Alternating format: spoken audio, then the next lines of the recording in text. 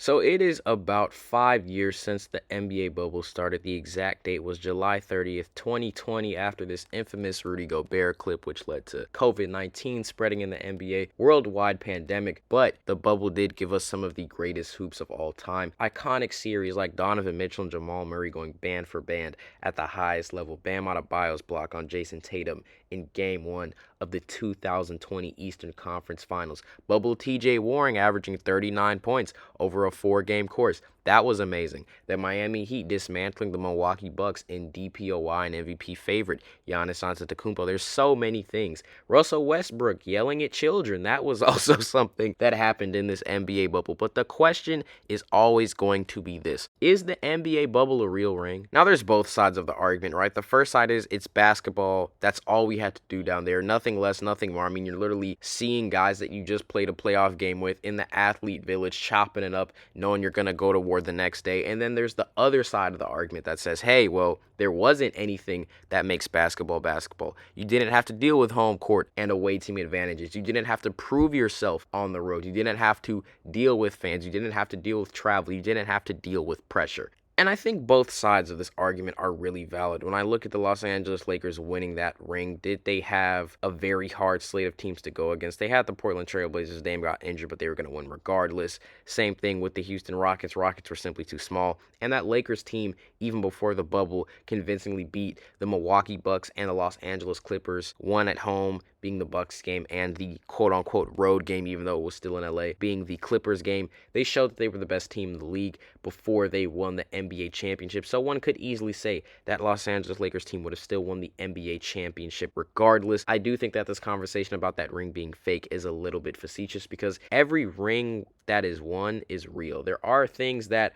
can definitely delegitimize your path, right? Or illegitimize your obstacles if it's a ton of injuries. I've kind of spoken about that Oklahoma City Thunder ring being a little bit fraudulent with Gordon injured, MPJ injured, Tyrese Achilles tear. Those are things we can get into in another video. But I'm going to say this before we get into it. No, the bubble ring is not fake. It's real. But there is an asterisk in the bubble that nobody is actually talking about. Allow me to explain. Now, the asterisk that nobody's talking about with this entire bubble season that's really interesting to me is the rest tip. And now, while Anthony Davis first comes to mind because this is one of the playoff runs more recently in memory where he was not injured going into the playoffs, we have to look at it from an actual player perspective. The season ends in March. You get 4.5 months of rest. You travel to one location and you hoop. Your body's in better condition. There's less wear and tear because of the 82-game season. And then on top of that, we had guys like Kawhi Leonard who also did not have to deal with injury in this bubble playoff run because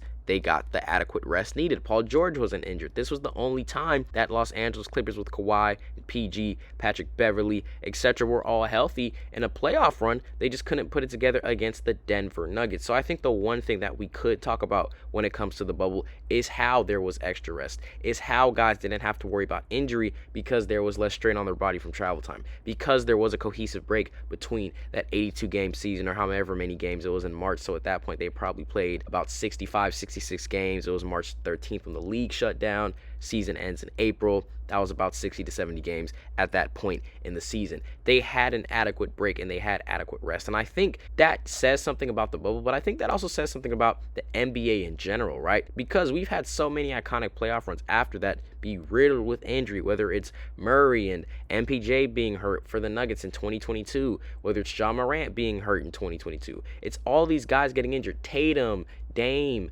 Tyrese all getting Achilles tears this year. It is wear and tear on these guys' bodies. And when there's not an adequate break between the play-in tournament and the first round and these rounds, especially with strenuous travel, injuries do happen. Look at Aaron Gordon, right? Eventually body just wore down, got that hamstring injury at the end of Game 6 in that Western Conference semifinal series. MPJ was dealing with a shoulder injury the entire time, didn't get adequate rest for that. And especially teams that win the play-in. And especially teams that win the play-in as well. I mean, imagine going to war. Let's just say it's a triple OT game to get that 8th seed. Then you have to automatically fly across the country to play the first seed on Sunday who's well rested. There's not enough breaks for these guys. And if anything, I think the bubble shows how the league should conduct itself. I think that there should be probably a 1 to 2 break in between the play-in tournament and the postseason. Guys get a chance to rest, recoup. They're not in practice and win now mode all of the time. They get some recovery time, some recuperation time. If it's a small injury, ankle, shoulder, whatever, they can get a better look at it and worry less about getting on the court for their guys. I'd rather die, right? Sometimes it's about you.